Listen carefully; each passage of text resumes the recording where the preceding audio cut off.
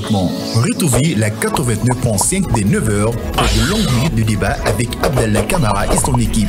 Avec le scanner, sans les coups de tonnerre, mais avec persévérance, l'actualité se plie au débat interactif. Le scanner sur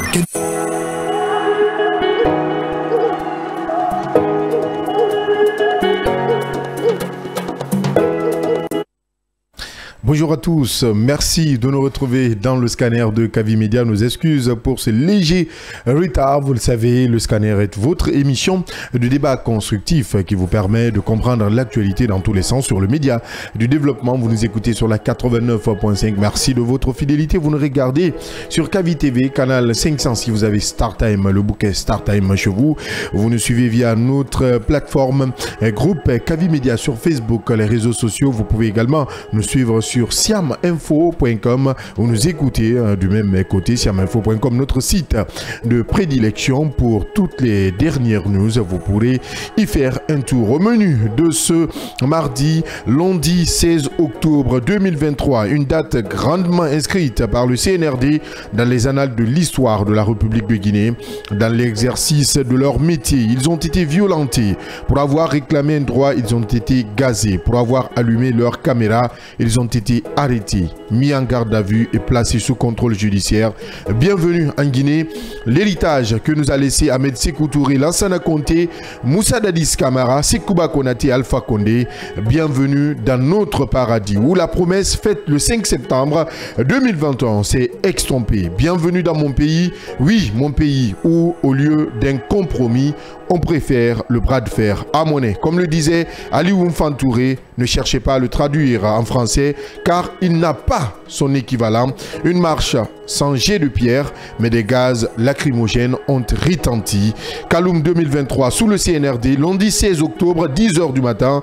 Nous rappellerons dans cette émission cette journée qui a alité notre consoeur, notre reporter, Mariam Bouibari, qui aurait pu mourir parce qu'elle a juste voulu couvrir une marche pacifique, et bien d'autres journalistes. Bienvenue dans le pays où la justice devrait être la boussole de la transition. Et puis dossier Ibrahima Kassouri Fofana, Mohamed Diané, Oé Guilavogui, la CRIEF perd-elle ses griffes hors du territoire national? Pour ce cas précis, je dirais oui, et à plusieurs reprises. L'instrument de mesure judiciaire de la transition a été rappelé à l'ordre par la Cour de la justice de la CEDEAO. La Cour exige la libération des 3 prévenus et condamne l'État guinéen au paiement de 30 000 $, soit 10 000 $ pour chacun. Une décision qui tombe à un moment où la CRIEF a comme perdu tous ses moyens pour démontrer la culpabilité de ceux qui sont dans son viseur. La CRIEF n'a-t-elle jusque-là pas eu de preuves tangibles pour inculper ces anciens dignitaires? Nous posons le débat dans cette émission. Le scanner est en fin d'émission. Dans la dernière partie, évidemment, nous allons parler de politique. Il est celui qui peut être le moins compris dans son combat. Certains ne portent même plus de gants contre lui. Il est le défenseur de la transition contre vents et marées. Quelle est belle la démocratie. Comme l'histoire peut être têtue, le présent incroyable et le futur incertain de l'ANADO FNDT, Bogola Haba prend la parole chez nous pour tout dire sur son nouveau combat et sur le revirement de 90 degrés. Voilà entre autres sujets à débattre dans cette émission. Le scanner, installez-vous confortablement. Tout à l'heure, nous lançons les hostilités.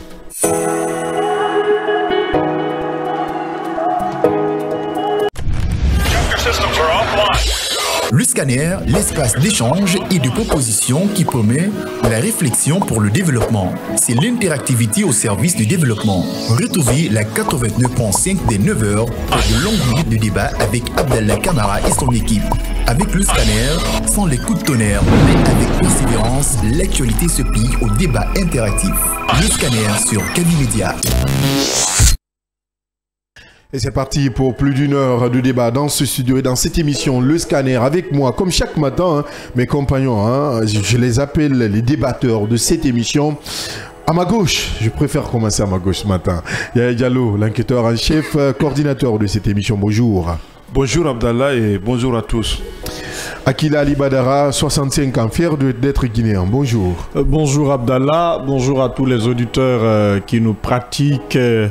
Bonjour à cette république bananière qu'impose le CNRD. Je ne veux pas que tu anticipes. Cette tyrannie, cet absolutisme imposé à nos confrères journalistes. De couper ton micro si tu continues. Pas de souci. Là, c'est sans état d'âme.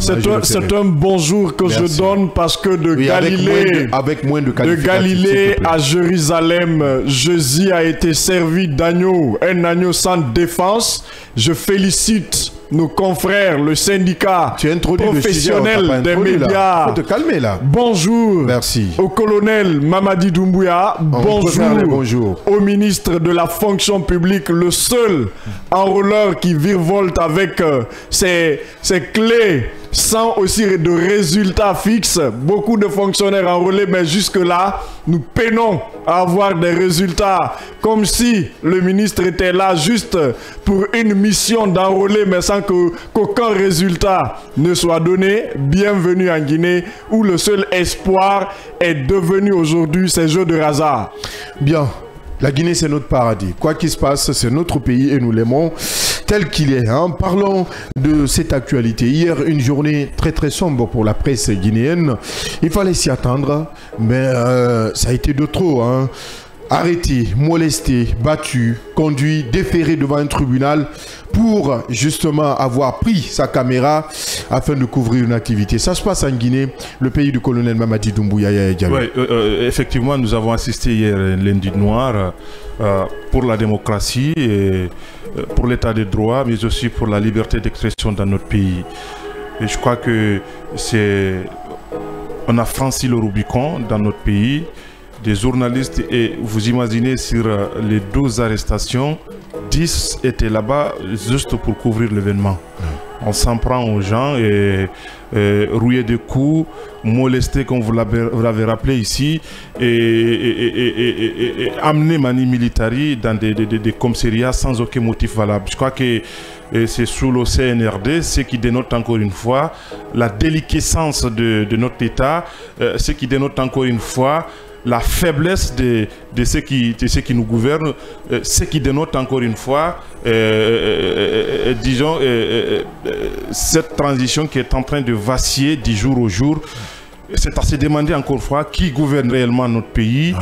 Et c'est à se demander encore une fois, est-ce que le colonel Mamadi Doumbouya a toutes les marges de manœuvre pour pouvoir, disons, diriger à un certain niveau cette transition-là. Les informations que j'ai reçues aujourd'hui, c'est que malheureusement, il constitue une sorte de figurine, mais en réalité, ceux qui gouvernent sont dans l'ombre, ceux qui dictent ce qu'il faut faire, puisque apparemment, en ce qui concerne cette manifestation, il y avait eu des rencontres nocturnes où il y a eu quelquefois même des positions très opposées entre les blocs, parce que le CNRD aussi est constitué comme tel.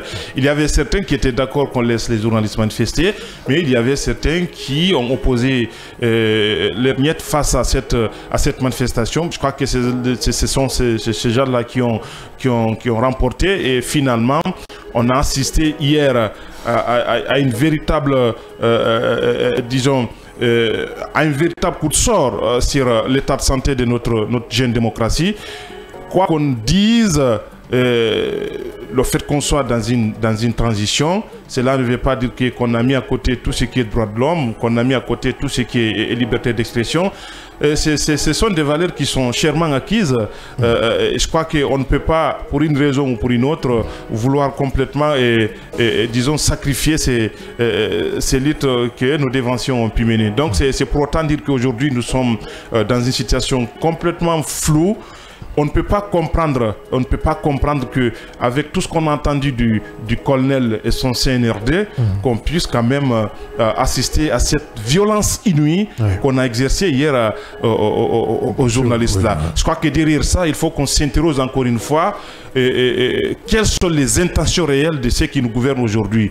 Pour une manifestation de gens menus de caméras et de dictaphones, qu'on puisse exercer une telle répression, je crois qu'il faut qu'on essaie encore une fois d'aller beaucoup plus en profondeur et de savoir exactement où ces gens-là veulent nous amener. Je crois qu'aujourd'hui, force est de constater que cette transition a pris une autre voie.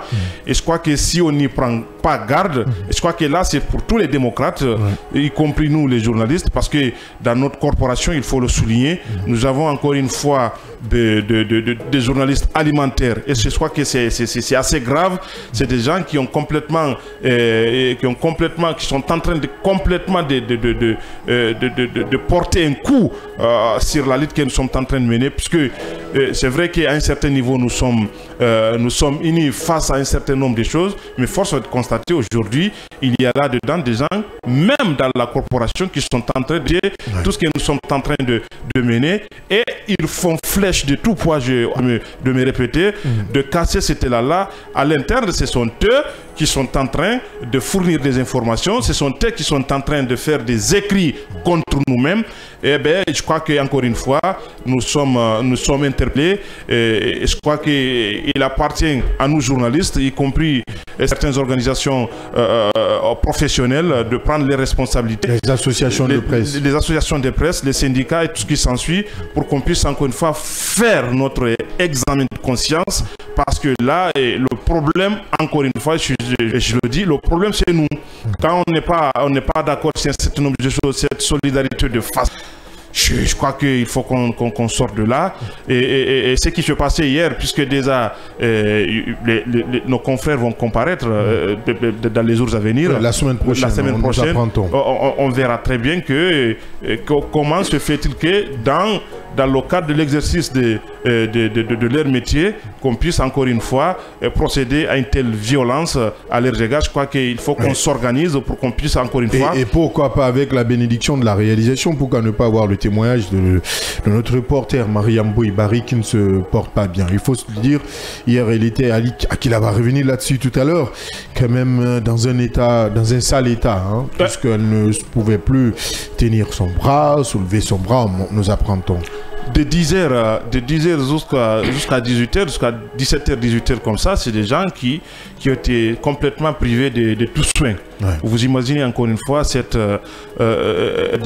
mauvaise foi qui anime ceux qui nous dirigent aujourd'hui. Donc c'est pourtant dire que, et pour finir, je suis de ceux qui pensent que ce sont des signes encore une fois qui dénote encore une fois l'état de santé de notre transition. Notre transition, elle ne se porte pas bien. Non, elle ne se porte pas bien. Et je crois encore une fois que ça semble être trop tard parce que tout semble indiquer aujourd'hui c'est une transition qui est aux abois. Bien, Akila Ali Badara, hier vous avez suivi de très près cette actualité. À l'instant où les choses se déroulaient, vous nous informez dans ce studio. D'abord, parlant de l'état de santé de notre consoeur avant de l'avoir certes au téléphone, que savez-vous réellement? C'est dommage parce que je tenais mon téléphone, je voulais m'informer, surtout m'enquérir des réalités de ce qui se passait au tribunal de première instance de Kaloum avec mes informations comme quoi le procureur n'attendait que l'appel, je ne sais d'où, s'il faut libérer ou pas nos confrères. Mais j'ai suivi notre consoeur parce que quand je l'ai appelée, elle ne se sentait pas bien. Non, elle avait mal. Voilà, elle avait mal. Et la voix même qui sortait là, vous comprendrez que c'est une personne attristée de par ce qui se passe, surtout avec cette désolation. Parce que si vous bastonnez les journalistes, vous leur rouez de coups, vous tirez à bout portant avec des armes moins conventionnelles, et que les journalistes là n'ont d'armes que leur micro, leur caméra et s'il faut leur plume. D'autant plus qu'il n'y a pas eu de jet de pierre. Exact. Et après, franchement, c'est l'aristocratie qui a pris le dessus. Non, sérieux. L'anarchie plutôt. L'anarchie. En tout cas, il faut faire attention. L'absolutisme. Nous avons l'impression que la transition, je m'excuse, est à son apogée. Parce que ça, c'est les signes annonciateurs de la fin de règne d'un pouvoir. Il ne manquait que la presse pour qu'on dise que le pouvoir de Mamadi a bastonné pour boucler la liste. Voilà, pour boucler la liste. Parce que les Fonike Mengue sont passés par là, trimballés. On a cette vidéo, on retient encore cette arrestation Manu Militari. Exactement. Moi, pas l'oublier. Tiré par le sol comme un malpropre. Oui. Et traîné. Je crois que traîné même, il a été traîné. Comme un sac vide. Comme un sac vide, comme on le dit encore une fois, comme un animal. Allez. Voilà, déjà, hier, ce qui s'est passé hier, on se rappelle de ces bastonnades aussi que nous avons connues au temps d'Alpha Condé, PM3, à Matam. Des journalistes bastonnés, des caméras caillassées. On revit la même chose, presque la même chose. Non, Mamadi, c'est un alpha sans alpha. Que ça ne vous étonne pas. Vous savez, nous avons tous eu espoir que cet homme qui est venu était un homme sur lequel le Guinéen pouvait... Un thaumaturge, héros. Un héros. Mais aujourd'hui, se transformant en un faux héros, il a fallu que la presse soit bastonnée, que le monde en parle, pour qu'au moins les gens puissent aussi le savoir, que c'est des journalistes qui étaient venus demander la levée de la restriction d'un site d'information connu de tous, qui a pour ligne éditoriale défendre la voix des sans-voix, qu'est-ce que parce que nous sommes la voix des sans-voix. Et ces sans-voix-là, nous sommes dans l'obligation de les défendre, parce qu'ils ne pourront pas parler devant les autorités. Si ce site est restreint et qu'un ministre soit accusé, déjà que nous connaissons tous, parce que moi je l'ai rappelé dans ce studio hier, et je le rappelle aujourd'hui, c'est le gouvernement, c'est le président de la transition, ce sont ces deux entités-là qui ont déclaré la guerre à la presse. Si les journalistes ont été battus, parce que vous n'oubliez pas, c'est des gens qui sont prêts à tout. Ils sont prêts à tout, et ça prouve à suffisance qu'aujourd'hui, que cette transition qui est en train de traîner les pas à la dérive n'est pas encore prête à quitter. Il faut s'arc-bouter là-dessus, il faut bastonner, et ça a tout l'air aujourd'hui, c'est un musellement de la presse qui tend aujourd'hui vers c'est clair. Et à nous les journalistes, surtout nous, de prendre toutes nos responsabilités. Nous n'écartons pas la thèse selon laquelle les journalistes sont amis à des ministres. Nous n'écartons pas la thèse selon laquelle certains journalistes sont nommés par décret.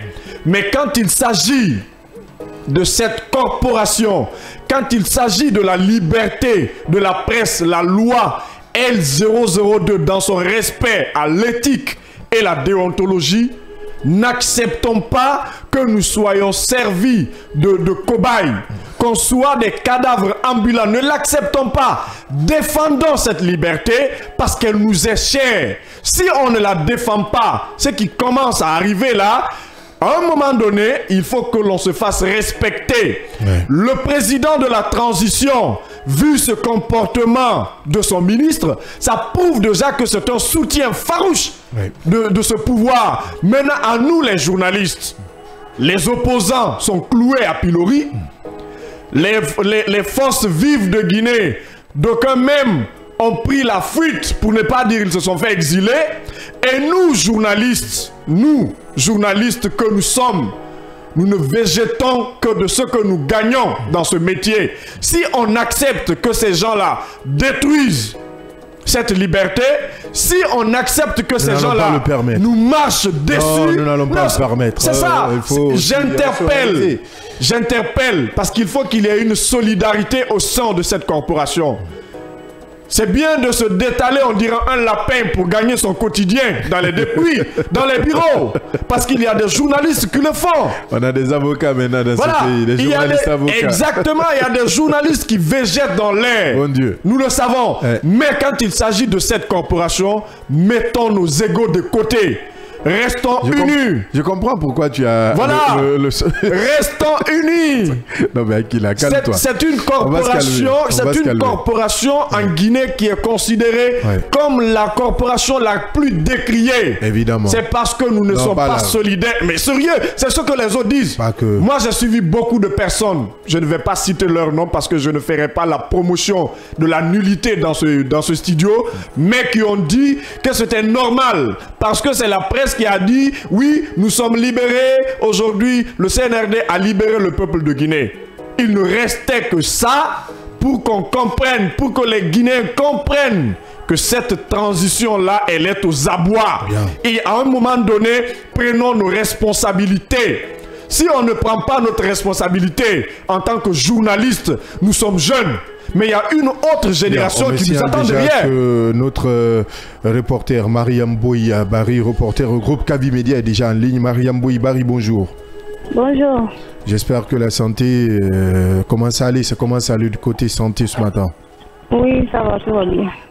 Vous êtes dans l'émission Le Scanner. Nous aimerions revenir sur cette journée très triste pour la presse guinéenne et surtout sur votre mésaventure. Est-ce que vous pouvez revenir sur ce que vous avez vécu hier du côté de Kaloum, puisque vous étiez détaché par la rédaction pour couvrir cette marche pacifique du SPPG?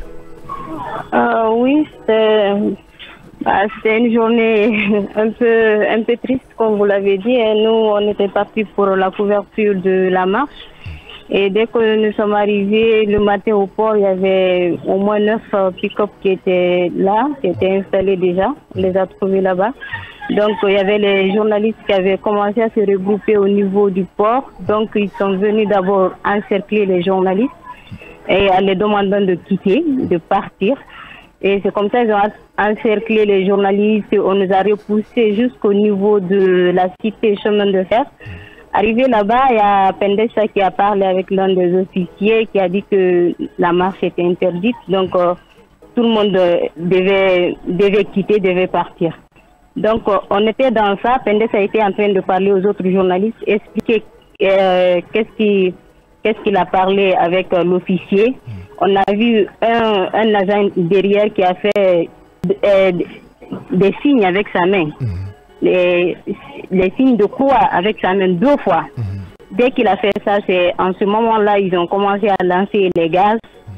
Moi, malheureusement pour moi, j'avais ma caméra, j'étais en train de filmer. Il y a un officier qui m'a visé en plein visage. Je ne sais pas si son objectif était de gâter la caméra, mais le projectile est venu directement tomber sur ma main et le gaz aussi, ça ne suit. Donc, en ce moment-là, je ne me suis pas retrouvée en fait. C'est un journaliste qui est venu me prendre. Après, les officiers aussi sont venus me brutaliser pour me faire monter dans leur voiture. Heureusement, il y avait le journaliste qui était avec moi qui a dit si vous la faites du mal, vous allez me tuer avec elle. Heureusement, lui aussi, on a pris un fusil pour l'assommer sur son... Un fusil. Ils ont utilisé un fusil, hein, vous dites. Non, l'arrière de leur fusil, oui, là, pour l'assommer. On appelle ça croche, hein. Voilà. Allez-y. Et lui aussi, il a vraiment eu du mal. C'est comme ça, ils nous ont pris, ils nous ont jetés dans leur pick-up. Ça n'a suivi des injures que je ne peux pas répéter ici. C'était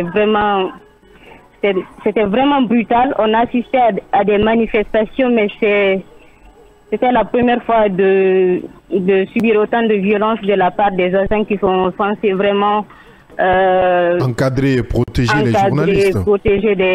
Même pas des journalistes. Oui, des journalistes en fait. Dans un premier temps, parce que vous étiez pour une couverture et non vous bassez. Justement, et j'étais pas là pour une manifestation, j'étais juste là pour faire mon travail en fait. Ils nous ont jetés dans leur véhicule en disant retirez les appareils. J'ai pris mon sac, j'ai confié. Il y avait l'objectif de ma caméra qui était tombé, donc ça je ne l'ai même pas retrouvé. Et comme j'ai vu qu'ils voulaient me retirer mon sac, avec les là j'ai confié à Cissé. J'ai dit Cissé attrape parce que j'arrivais même pas à bien voir en fait. Et c'est comme ça qu'ils nous ont conduit à la centrale et on est parti là-bas, ils nous ont pris en audience et tout, aussi sont venus. Après, ils nous ont conduit au TP de Kaloum. Kaloum, quelle est la suite? Qu'est-ce qu'on vous a dit de ce côté, puisqu'hier, nous avons écouté Maître Salif Beyavogui, son intervention, qui est de fait présumé d'attroupement illégal. Oui, justement, on fait présumer d'attroupement illégal. Même des faits qu'on n'a pas reconnus, bien demandé, on n'a pas reconnu les faits. Et ils disent que la semaine nous sera appelée pour un procès. Donc, nos avocats doivent nous appeler pour la tenue d'un procès la semaine prochaine. Donc, de couvrir une manifestation en République de Guinée, vous pouvez être poursuivi. Simplement parce que vous avez ouvert une manifestation pour votre maison de presse. Oui, justement, c'est ce qu'on a compris. Nous sommes au pays de Mamadi Doumbouya. Rien n'est étonnant. Et au total, vous étiez au nombre de combien? Je vais parler des journalistes qui ont été arrêtés. On était 13. 4 filles, oui. Alors, qu'est-ce qu'on vous a dit à s'écouter certains échanges entre les agents de forces de sécurité? Qu'est-ce qu'ils se disaient? Est-ce que vous n'avez pas pu entendre un certain nombre de choses qui peut-être seraient derrière ces ordres-là? Pas grand-chose. De ce côté-là, on n'a pas entendu grand-chose. On a posé des questions là-bas pendant l'audience. Et quand des journalistes ont dit qu'ils ont perdu, parce que il y a Pendessa qui avait perdu son téléphone et moi, l'objectif de ma caméra, il y a un de mes téléphones aussi dont la vitre est cassée. Ils ont dit que c'est des menteurs habitués à être accusés comme ça par des journalistes. Déplorable, hein? Oui, Akila, la dernière question. Je n'ai pas de question à toi, Boy. Ils le diront, c'est leur comportement, ils sont habitués. Un mot à l'endroit de la presse et aux démocrates. D'être solidaire, en fait, il ne faut pas que ça comme ça décourage le combat d'aller jusqu'au bout. Si c'est comme ça, ils comptent intimider la corporation, ceux qui ont... Merci, Boy, courageuse dame, il faut le dire, de la rédaction Politimédia. Nous te souhaitons bonne suite et nous espérons que nous allons sortir indemne de ce procès, parce que nous allons t'accompagner jusqu'au bout, puisque tu étais dans l'exercice de ton métier. J'exige, j'insiste et je persiste, même devant le président de la République. Merci vraiment, ou le président de la transition. Le président de la transition. Merci, voilà. Boy, et bonne suite. Merci beaucoup. Merci. C'est vraiment triste, hein, on a écouté ce témoignage. Je suis vraiment abattu. Bon, ce pays, comme je le disais, le système détruit l'homme, le pouvoir rend fou. Et c'est ce qui arrive. Écoutez, je crois que ces gens qui nous gouvernent, ces nouveaux maîtres autoproclamés, puisque personne n'a voté pour eux, ils sont venus à l'issue d'un putsch. Et je crois qu'on pouvait être d'accord si ce genre-là avait l'intention, disons, de changer positivement les choses, mais on est en train de se rendre compte qu'à l'évidence, le peu qui nous restait, c'est qu'ils sont en train de détruire. Et je crois qu'il n'y a pas à espérer avec ce genre-là. Et je crois que le colonel Doumbouya, parce que laissez-moi vous dire encore une fois, il ne contrôle rien. Je ne suis pas en train de le dédouaner de ce qui se passe dans notre pays ici. Mais ceux qui gouvernent véritablement, ils sont là-dedans. Et je crois que ce sont ses véritables adversaires. À lui de prendre sa responsabilité. À lui de prendre sa responsabilité. Sinon, je suis abattu. Non, sinon, j'ai perdu les mots. Sinon, c'est ça qui adviendra. C'est qui adviendra. Et on le verra tous ici dans notre pays. Ici. Non, mais je suis perdu. On n'a pas de choix. Non, mais attends, où est cette boussole qu'on nous a vendue? On n'a pas de choix. J'ai envie de rappeler les propos de Dadis. Le pouvoir là commence à se retrouver dans la rue. Le colonel, je le rappelle toujours, il appartenait à ce système. Le système qu'il a tant dénoncé, aujourd'hui il appartenait, il appartient toujours. Je suis au bord. Et aujourd'hui, il est au pouvoir. C'est la même chose. Qu'on n'accepte pas que ce machiavélisme aussi nous prenne le dessus. C'est à la presse de prendre sa responsabilité, parce que ces gens-là, pendant qu'on libérait les zones, pendant qu'on nous offrait, qu'on se battait pour la L002, ils étaient tous des bébés. Non, des bébés, des jeunes. Lié, attention, ce n'est même pas lié, non, attention. Non, si vous voyez, pas lié, non, c'est lié. Là. Non, non, C'est bien lié. Attention, sérieux. C'est pas un journaliste qui a tenu un propos pour couvrir le journaliste. Attention, à qui là tu es en train de mélanger. Non. Couvrir une activité, on peut t'arrêter, on te conduit manu militari et on t'envoie devant un procureur. Bah attention, c'est la le Guinée. Procureur lui-même, celui qui cherche ce dossier, devrait normalement, à l'image du cas Waraba, ne pas rappeler ses journalistes.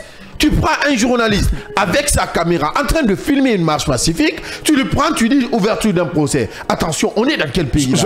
Non mais attention, loin de la L002, le silence coupable de la haute autorité de la communication qui est prête aujourd'hui à sanctionner tous les journalistes. Allez, sanctionner alors. Voilà, c'est ce mutisme même. C'est ce mutisme même. Il faut, parce que depuis hier jusqu'à maintenant, on a l'impression que c'est un silence coupable de la hack. De ces commissaires qui sont prêts à bondir quand il s'agit d'un journaliste qui s'attaque au CNRD, mais quand il s'agit de nous journalistes, surtout, ça n'en parle presque pas. Mais il faut le rappeler, ces journalistes n'ont couvert qu'un événement aujourd'hui qui sont poursuivis pour des délits. Ces hommes-là, ils ne sont jamais existé. Ne sont-ils pas des hommes illégaux? C'est pas des hommes qui, dans toute l'illégalité, qui sont allés renverser le pouvoir d'Alpha Condé, ont-ils été poursuivis? Nous allons, nous n'allons pas, c'est très important. Nous ne serons pas cloués à pilori, nous ne sommes pas des cadavres ambulants, nous allons nous défendre bec aux ongles, parce que cette liberté-là, elle nous est chère. Bien dit. Que voulez-vous d'autre? Une hack qui est constituée de yo-yo. Non, mais en réalité, on a vu ici beaucoup de dossiers où la hack confirme qu'elle est là juste pour être un instrument de musellement de la presse. J'ai mal pour ces journalistes. Moi, je suis pas étonné et je ne compte absolument pas sur ces gens-là. Et malheureusement, aujourd'hui, nous avons des gens qui sont aptes à tout accepter, à tout consommer, parce que, laissez-moi vous dire, si ces arts des choses sont arrivés, c'est parce que, tout simplement, c'est qu'aujourd'hui, les acteurs qui construisent la transition, posez-vous la question, pourquoi juste maintenant, le colonel Doumbouya est incapable de procéder à un remaniement. Depuis plus d'une année, posez-vous la question. Un président de la République, un président de la transition, fut-il un président de la transition, aujourd'hui, il est dans l'incapacité de prendre, disons, son stylo et de dégommer certains tocards du gouvernement. Est-ce que vous avez écouté avec attention le témoignage de la dame de Boy? En fait, si vous l'avez écouté, vous aurez encore plus mal. Mal pour ce pays, mal pour l'état de droit, mal pour la liberté de la presse, mal pour cette corporation qui se retrouve en danger. Il faut le dire, la presse est en danger. L'ouverture de ce procès sera une honte pour cette République parce que aucune charge, je dis bien aucune charge, ne peut peser sur un journaliste qui vient couvrir une activité comme si c'était Mamadi Doumbouya qui se levait le jour du coup d'État. Nous, on était sur le terrain. Est-ce que quelqu'un nous a poursuivis parce qu'on a suivi Mamadi Doumbouya? Et surtout qu'on couvrait l'illégalité. L'illégalité, on couvrait des hommes munis d'armes venus renverser un pouvoir démocratiquement élu. Est-ce que ces journalistes ont été poursuivis? Nous l'avons accompagné et aujourd'hui, nous empâtissons. C'est des hommes qui sont prêts à tout. Cette liberté-là, il faut la défendre. Il faut que l'on se lève comme un seul homme, sinon sans quoi, les jours à venir et mois à venir, ils vont bâillonner cette presse et nous n'aurons que nos yeux pour pleurer. C'est une tentation, vous savez, pour finir sur ce sujet-là, vous savez que c'est nous la presse qui reste et demeure aujourd'hui le seul contre-pouvoir face à cette dérive aujourd'hui qui s'annonce. Donc ils sont en train de tout mettre en œuvre pour essayer encore une fois de nous mettre au pas. Donc un ministre, je ne vais pas citer son nom, puisqu'il est devenu un dégât pour la République. C'est un véritable dégât pour la République. Il a cherché des alliés, je crois qu'il en a eu, puisque déjà il était le seul dans le viveur, il en a eu, et je crois qu'il a mis tout le gouvernement et tout le CNRD là-dedans, ils sont tombés là-dedans. Je crois que c'est inintelligent de leur part de suivre un tel homme. Je crois qu'il est à la manœuvre, c'est lui qui apparemment est en train de manœuvrer pour que cela soit ainsi. Parce que des comptes des comptes personnels avec un responsable d'un site, je crois qu'ils peuvent régler ça. Nous sommes dans une république, on ne peut pas. C'est une guerre purement politique. Non, mais absolument, on ne peut pas. Et d'ailleurs, ils se disent que c'est déjà mis jusque là. Oui. Nous, on n'a rien à foutre avec leurs liens. On va contrôler les mots. Non, j'estime que c'est assez ahérissant. Ce qui est important, c'est important. On n'a rien à carrer avec leurs liens. Ce qui est important aujourd'hui, c'est qu'on est en train d'aller tout droit vers la Bible, et je crois qu'il faut qu'on essaie de prendre notre responsabilité. Bien, nous aurons tout à l'heure celui qui défend la transition, son nom, Keamou Bogola Haba. Avec lui, nous parlerons de la CRIEF qui a été déboutée, notamment de toute l'actualité. Vous allez le voir, vous allez l'écouter tout à l'heure. C'est dans cette émission, le scanner. Restez à notre compagnie.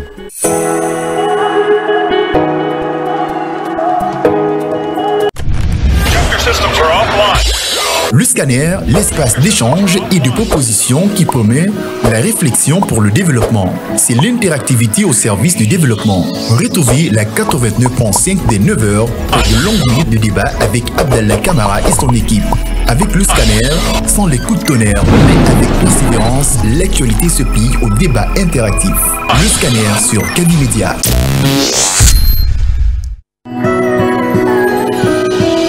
Dans un monde médiatique où la seule critique prospère, où les solutions sont voilées, le scanner de Kavi, comme la fossile du preux chevalier, écarte le rideau du nuage et laisse s'exprimer le soleil et la vérité. Le scanner, c'est l'émission du débat constructif. Le scanner sur Kavi Média.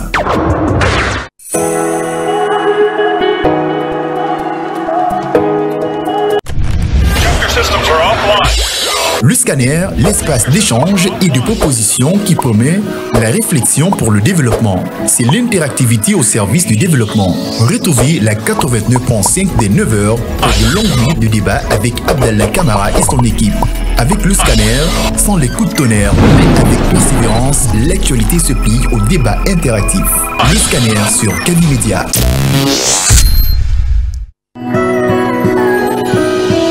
Dans un monde médiatique où la seule critique prospère, où les solutions sont voilées, le scanner de Kavi, comme la fossile du preux chevalier, écarte le rideau du nuage et laisse s'exprimer le soleil et la vérité. Le scanner, c'est l'émission du débat constructif. Le scanner sur Kavi Média.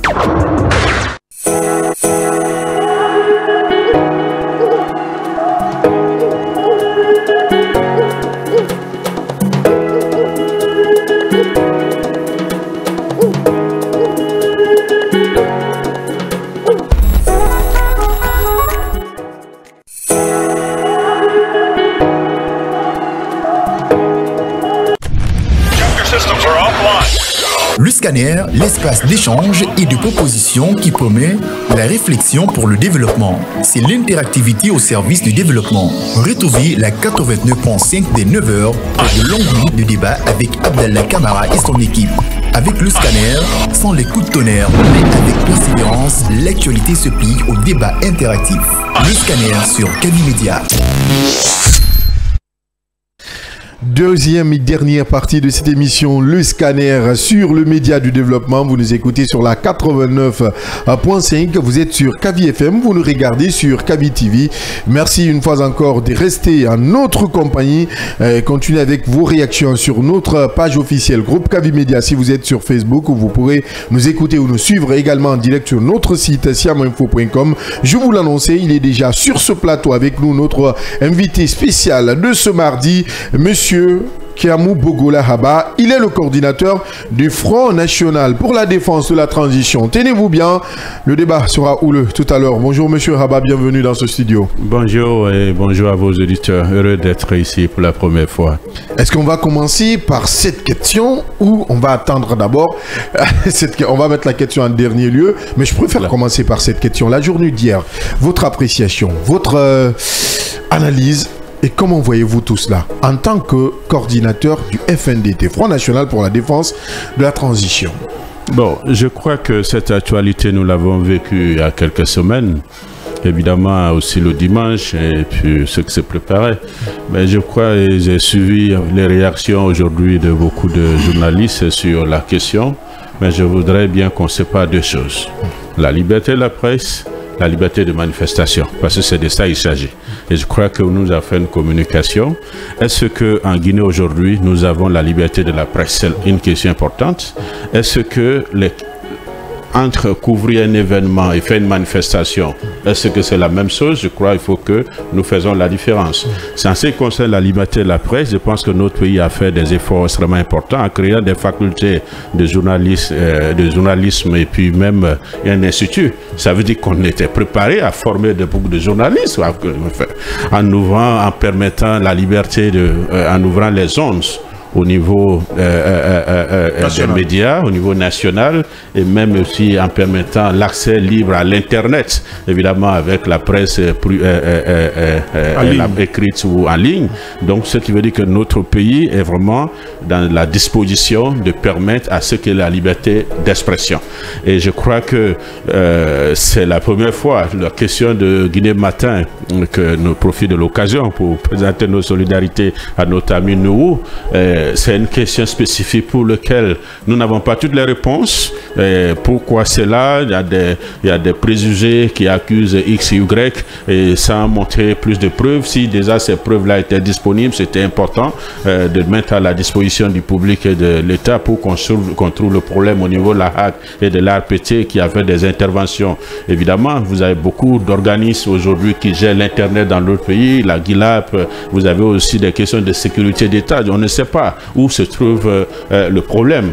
Mais maintenant, est-ce que cela doit conduire absolument à ce que l'ensemble des journalistes se mettent à la place publique dans la rue, comme un peu les politiciens on en a l'habitude de voir dans notre pays? Je pense que non. Je pense que les journalistes ont les podiums, ils ont les plateaux, évidemment, ils ont les colonnes de leurs journaux, ils ont les micros pour pouvoir mieux porter ce message de la liberté que de se mettre dans la rue, surtout que c'est interdit et je pense que c'est un risque inutile. Les journalistes ne peuvent pas remplacer les partis politiques du tout. Pour dire qu'ils deviennent les derniers remparts de la démocratie, je ne pense pas que les journalistes peuvent remplacer cette corporation. Il ne faut pas que ce soit les journalistes qui ouvrent cette boîte à Pandore pour permettre aux politiciens de s'engouffrer. Et ça, c'est extrêmement important. Rabat, excusez-moi. Nous profitons de l'occasion pour condamner ce qui s'est passé. Et Dieu merci aussi, remercier la justice qui est diligente par rapport à ces questions. C'est le deuxième cas.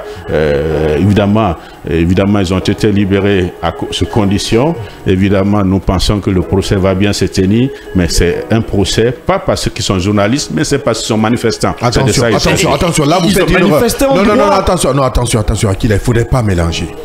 Parmi ces journalistes, peut-être qu'on doit vous l'apprendre dans ce studio ou de ce plateau. J'ai appris que l'avocat dit que 10 c'était... 10 non, c'est pas l'avocat dit. Oui, je suis bien d'accord, mais je veux dire, aujourd'hui, sont des reporters. Je souhaiterais que nous avons fait des efforts extraordinaires pour la presse en Guinée, même pendant cette transition. Il faudrait que ces efforts continuent, que le syndicat de la presse soit... Actuellement, nous avons des problèmes sérieux par rapport au traitement des journalistes, par rapport au pouvoir d'achat, par rapport à d'autres choses. Vous êtes en train de désorienter le débat, monsieur. Non, je ne désoriente pas, mais évidemment. Créer un événement comme ça et appeler les journalistes, qu'est-ce qui prouve qu'on peut distinguer ceux qui couvraient l'événement, ceux qui marchaient?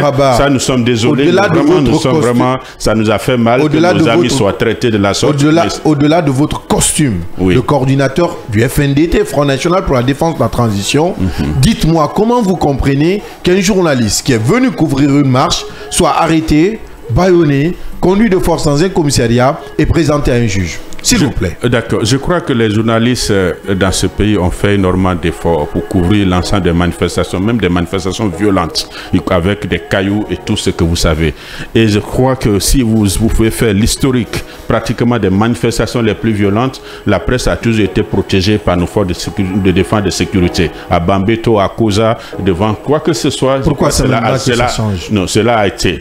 Mais que les journalistes eux-mêmes soient eux qui initient une manifestation pendant que c'est interdit, ça quand même, c'est aller un peu loin. Je pense qu'on a plus le podium, il faut travailler de telle sorte que nous résolvons le problème, mais appeler les journalistes qui sur qui nous comptons, parce que c'est un métier que nous connaissons difficile, mais aussi noble, qui permet d'être dans ces événements pour qu'ils soient protégés, mais qu'ils soient eux-mêmes acteurs. C'est comme si tu prends un journaliste à Kidal et tu l'habilles en tenue militaire. C'est comme, alors dans ce cas, tu le mets comme acteur au lieu d'être protégé comme un journaliste. Et c'est ça qui s'est passé hier. Je pense que si la manifestation est interdite de la même manière qu'il est interdit pour la classe politique, pour toutes les corporations, cela doit être pour tout le monde et personne ne devait être au-dessus des interdictions et faire un affrontement à nos forces de défense. Quelle est votre réponse par rapport à ceux qui ont été arrêtés dans l'exercice de leurs fonctions? C'est ce que je dis, c'est difficile.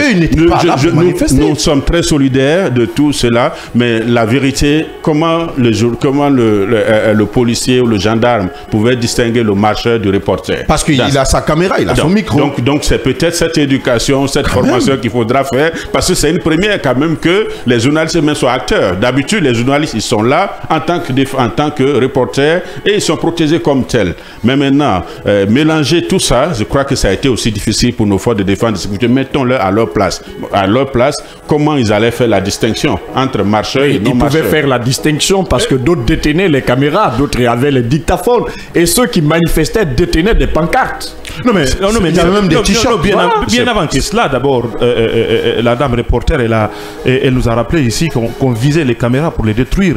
Et au-delà de ça, lorsqu'au moment où elle était arrêtée, il y avait certains gens qui disaient de tout détruire. Oui. Donc c'est pour ça que nous déplorons la violence et nous sommes très heureux que, évidemment, qu'il y ait une issue, qu'il n'y ait plus de peur que de mal. Et demander à ce que, et nous, c'est pourquoi d'ailleurs nous sommes en train de demander qu'il y ait une discussion des termes de cette transition. Parce que notre pays nous avons passé beaucoup de temps à marcher, à danser, et alors que nous ne sommes pas en train de résoudre les vrais problèmes qui sont d'ordre économique dans notre pays. Parce que cette question, honnêtement pris, on pouvait trouver des solutions que de mettre les gens dans la rue. C'était pas la solution. C'était pas la solution pour manifester dans la rue et mettre une telle corporation dans la rue. J'avoue que ce n'est pas la bonne chose. Est-ce anormal que des journalistes qui se sentent menacés manifestent dans un état de droit?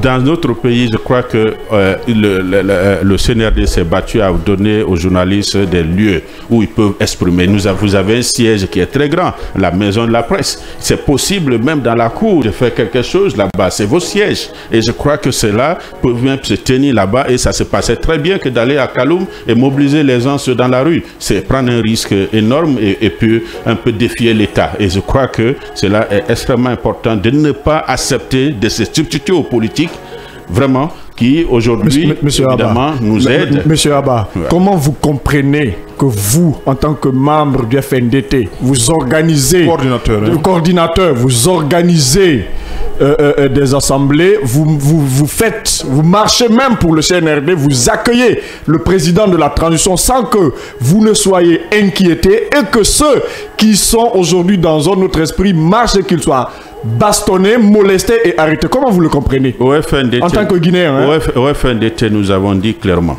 profitons de cette période-là pour faire la trêve. Que ce soit les soutiens ou les non-soutiens, il est important que chacun respecte la trêve par rapport aux manifestations. Il y a eu des manifestations, je crois, quand vous avez vu, évidemment, que les uns et les autres ont été interpellés sur la question.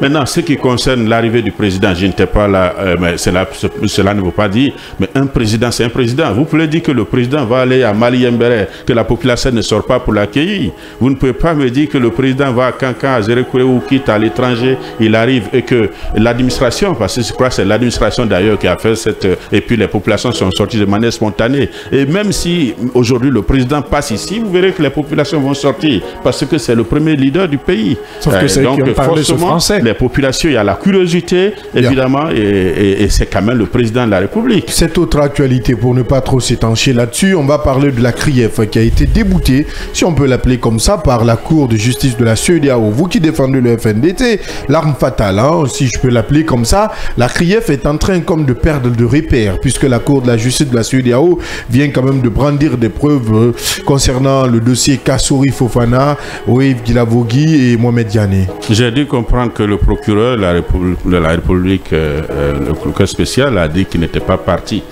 prenante de ce procès qui a eu lieu du côté d'Abuja. Donc ça, c'est une précision. De l'autre côté, de l'autre côté, vous connaissez la position de la CEDEAO par rapport à cette transition. Ça ne nous étonne pas. Quelle est sa position selon vous? Donc ce que je veux dire, à la date d'aujourd'hui, notre pays dépasse une phase importante. La question la question économique, l'enrichissement illicite, c'était à ciel ouvert ici. Si aujourd'hui nous ne pouvons pas aider la CRIEF à ce qu'on puisse déraciner ce mal-là, je pense qu'on est en train de mal faire. Ce que nous disons, nous avons beaucoup apprécié le passage de Damaro Camara, un président de l'Assemblée, qui, comme un autre président de la République, accepte de se soumettre à la justice. Ça, déjà, c'est un message fort que nous avons apprécié et que nous souhaiterons que cela continue. Que M. Kassouri accepte de collaborer avec les juges et il vient défendre son honneur. Et je crois que les avocats sont là, le peuple est là, tout le monde va juger. Et chacun vient présenter ce qu'il a comme bien dans ce pays-là, y compris, évidemment, ceux qui nous gouvernent. Donc c'est ce que nous demandons. Le peuple de Guinée ne peut pas avancer, ce pays ne peut pas avancer avec l'enrichissement illicite. De la même manière que nous luttons contre la tricherie à l'école, nous devons lutter contre la tricherie dans l'administration publique pour les générations, pour la gouvernance passée, la gouvernance présente et la gouvernance future. C'est extrêmement important. Ce passage est un passage obligé. Si nous échouons avec la CRIEF, avec tous les organes de contrôle, c'est pourquoi nous au FNDT, nous disons à ces organes-là de prendre leurs responsabilités.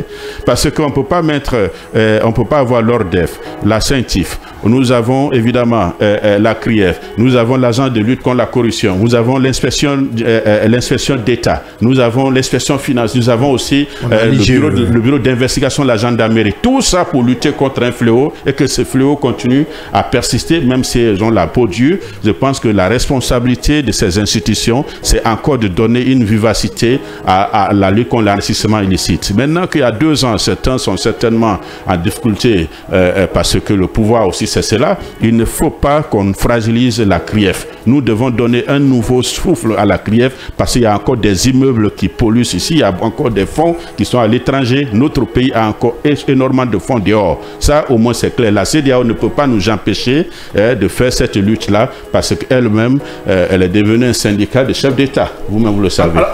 Alors, le problème sur le principe, le fait de rendre compte, c'est-à-dire la mise en place de cette CRIEF-là et de demander... La redevabilité, la redevabilité, le fait de demander aux anciens dignitaires de rendre compte de leur gestion, nous sommes d'accord là-dessus. Le problème aujourd'hui, c'est qu'après plus de 2 ans, aujourd'hui, la CRIEF est incapable d'exhiber la moindre preuve. C'est ça, c'est là où se trouve le débat. Non, je pense pas que le problème se situe au niveau des preuves. C'est le manque de collaboration de nos frères qui ont fait. Vous êtes justement ici où les juges étaient obligés de partir à l'hôpital, de partir à la maison centrale. Maintenant qu'ils ont décidé de collaborer, vous verrez que les preuves seront exhibées. C'est de ça qu'il s'agit. Mais l'enquête a été ouverte depuis la DCIJN. C'est les enquêteurs qui les ont directement transférés au niveau de la CRIEF. C'est ce que nous disons. C'est ce que nous disons. Ils ont d'abord commencé par mettre en cause la légitimité de la CRIEF. C'était ça le premier débat, pour dire que la CRIEF ne peut pas les juger. C'était d'abord le premier débat que leurs avocats ont soumis. Et après, ils ont décidé de ne pas comparer devant ces juges. C'est de ça. Donc maintenant qu'ils ont décidé que l'instruction est terminée, alors je pense que les preuves seront exhibées. Et les preuves même sont patentes dans la vie ici. Tout le monde connaît ce que chacun de nous a. Nous connaissons les salaires d'un fonctionnaire ici. Aujourd'hui, même si tu as 10 millions ou 15 millions, évidemment, c'est seulement en Guinée où vous voyez des fonctionnaires construire des immeubles R+10. On ne peut pas l'avoir. C'est impossible pour un fonctionnaire. En droit, c'est les faits, monsieur Kiamougou. Oui, en droit, ce sont les faits. C'est pourquoi j'ai dit, même si aujourd'hui nous tombons sur la question de la justification de nos biens, parce que chacun de nous a un bien. Et nous pouvons justifier comment nous avons eu. L'enrichissement illicite, c'est de ça il s'agit. Parce que tu justifies comment tu as eu tes revenus quand même. Monsieur Rabat, moi, je veux dire qu'il faut que la presse, c'est la lutte qu'il faut mener. De l'autre côté, il y a une autre lutte à mener. C'est la lutte économique. Il y a le chômage dans toute la cité, il y a dans toutes les familles. Et aujourd'hui, il n'y a pas de solution. Les Guinéens meurent dans les médias parce que les entreprises ont été détruites, les emplois ont été détruits dans ce pays pendant les années passées. Il faut qu'on reconstruise ça. S'il te plaît, qu'entendez-vous des propos d'un procureur qui est censé nous trouver des preuves tangibles, comme quoi il le dit, non, on se connaît, les gens là ont gouverné dans ce pays, nous n'avons pas besoin, entre guillemets, de preuves pour leur inculper. Selon vous, qu'entendez-vous de ces propos? Je ne peux pas commenter les propos d'un procès. Mais ça vient de lui. Non, non. Parce que nous parlons de recherche de preuves. Nous disons les preuves, c'est devant le juge. Acceptons d'abord que nos frères acceptent de comparer devant le juge. Les avocats sont là. Le procureur, c'est aussi un avocat de l'État. Il poursuit. Il faut voir la position d'un procureur. Le procureur, c'est sa mission de poursuivre. Donc, il sera là. Et les autres avocats seront là. Le juge sera là. Et le public sera là. De ça, il s'agit. Je crois qu'il faut d'abord qu'on accepte qu'il ait ce procès. C'est la première des choses, la collaboration d'abord, qu'ils acceptent de se soumettre à la sagesse de la justice de notre pays. Et donc pour vous, le dossier suit son cours normal, c'est ça? Et on doit d'ailleurs, le dossier doit suivre son cours normal. Ceux qui sont blanchis, seront blanchis. Ceux qui doivent rembourser. Évidemment, nous demandons à ceux qu'on accélère d'ailleurs la procédure. Parce que si on laisse ces sujets comme ça, c'est pourquoi nous disons qu'il faut rediscuter d'ailleurs des termes de la transition. Parce que nous avons demandé aux militaires de faire tout ça. Et finalement, sans les donner un calendrier pour tout ça. Parce que le calendrier qu'on leur donne, c'est à la dimension uniquement politique. Qu'est-ce que vous appelez toutes ces questions ont été demandées par la population qui veulent voir clair dans ces procès. Mais n'a pas de calendrier concret pour dire ça finit quand. Et dans ce cas, c'est pourquoi nous demandons... Qu'est-ce que vous appelez redistribuer des termes? Non, rediscuter des termes de la transition. Pardon, voilà, qu'est-ce que vous appelez? À la date d'aujourd'hui, nous disons que la transition a trois aspects. Il y a la dimension sociale, qui est celle qui est issue des assises avec nos 45 recommandations qu'on a données aux militaires, dont l'affaire de ces procès-là, y compris le procès du 28 septembre de 2007 et consorts. Mais sans les dire, quel est le calendrier derrière? Il dit accélérer ces procès, c'est ça qui est dans la recommandation. Ça, nous voulons un calendrier concret pour dire qu'est-ce qu'on demande de traiter pendant cette transition, qu'est-ce qu'on demande de traiter après la transition. De l'autre côté, la priorité économique, qui est la priorité des priorités. C'est-à-dire en Guinée, nous n'avons pas ni Air Guinée, nous n'avons pas Guinée Télécom, nous n'avons pas de chemin de fer, nous n'avons pas Guinoma, nous transportons 100% de notre bauxite à terre à vil prix. Donc le président s'est engagé sur des sentiers comme ça publiquement. Il dit il veut transformer ne serait-ce que 50% de nos bauxites. Oui, il a dit, est-ce que nous sommes d'accord? Il met la plus grande partie de nos ressources dans les infrastructures, pendant que nous demandons évidemment d'aller aux élections. Mais lui, il pense que la priorité, ce sont les infrastructures parce que c'est ce que la population demande. Il faut qu'on intègre donc la dimension économique et qu'on trouve qu'est-ce qu'on peut faire pendant cette transition. Plus maintenant, les 10 points de recommandation, ça nous permet d'ajuster le calendrier conformément à ces trois priorités qui sont sociales, économiques et politiques. Et donc, nous demandons à ce que l'ensemble de la classe politique se retrouve et qu'on définisse cela. Et à partir de là, nous allons trouver ce qu'on appelle un agenda national non partisan. Bien. Peu importe maintenant pour son exécution, ça prendra le temps que ça prendra. Et enfin, on verra ce qu'il faut faire. Quitte à ouvrir le gouvernement ou le CNT à la classe politique, à la société civile pour que nous puissions résoudre ces problèmes qu'on ne peut pas résoudre en tant que partisans. Parce que les partis politiques n'ont pas pu résoudre ces problèmes. Voilà. Donc, et donc pour vous, il faut encore une fois allonger la durée de la transition. Il faut se retrouver, rediscuter des termes. Parce que, reconnaissez le mot accord dynamique voudrait dire clairement que cette dynamique, ça peut changer. Parce que on ne connaissait pas le coût. Le coût maintenant, c'est 6 000 milliards pour les 10 points. Nous ne connaissons pas et le calendrier et le coût pour exécuter les 45 recommandations issues des assises. Oui. Et sur le côté économie, nous ne savons même pas quelles sont les activités quelles sont les priorités économiques que nous pensons qu'on peut faire et quel est le coût. En fonction de ça, on peut. C'est pourquoi l'accord est dynamique. On trouve là et on rediscute avec la CEDEAO pour dire voilà la priorité des Guinéens aujourd'hui. Et sur cette base, on peut trouver une transition. De toute façon, vous avez vu le CMRN, CTRN, on fait 9 ans ici. Mais le CNDD est venu, on les a poussés avec les manifestations du 28 septembre. Ils sont partis, mais nos plans sont restés les mêmes. Et nous ne voudrons pas faire la même chose vous étiez avec le CNRD. Vous étiez avec le CNRD, concepteur de la liste doit rester. J'étais membre de NFD, j'étais même pas en Guinée du tout. Donc, ce que les gens disent, ce sont des trucs, mais même s'ils étaient là, j'allais poursuivre la même chose parce que je pense que les militaires sont mieux placés pour nettoyer notre maison. Monsieur Kéamou Bogola Rabat, coordinateur du FNDT, notre invité spécial de ce mardi dans le scanner. Oui, Yaya.